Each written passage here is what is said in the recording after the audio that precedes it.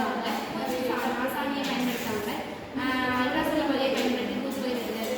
இதுக்கு தேவையான பொருட்கள் வந்து அல்ட்ராசோனிக் சென்சாரு, பேட்டரி.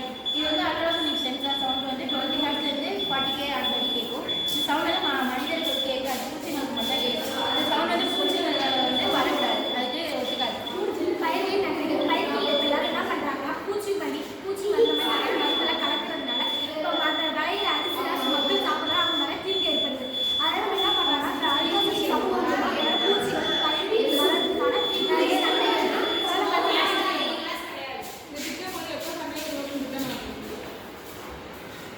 அது திட்டத்தின் தலைப்பு பிளாஸ்டிக் கழிவுகளை கல்லாக மாற்றும் திட்டம். சுற்றுச்சூழலுக்கு தீங்கு ஏற்பட்டும் பிளாஸ்டிக் கழிவுகளை பயனுள்ள கட்டுமான பொருளாக மாற்றி மண்ணையும் சுற்றுச்சூழலையும் பாதுகாக்கலாம். இதுக்கு தேவையான பொருட்கள் வந்து பிளாஸ்டிக் வேஸ்டஸ், மோல்டு, சிமெண்ட்டு, மண்.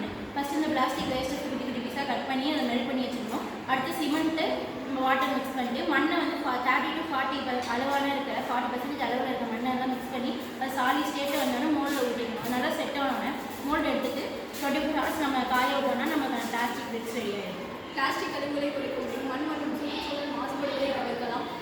கட்டுமான பகுதிகளை சுலபமாக பயன்படுத்தலாம். செங்கற்களின் எடையை விட பிளாஸ்டிக்களின் எடை குறைவானது. இந்த பசுமையான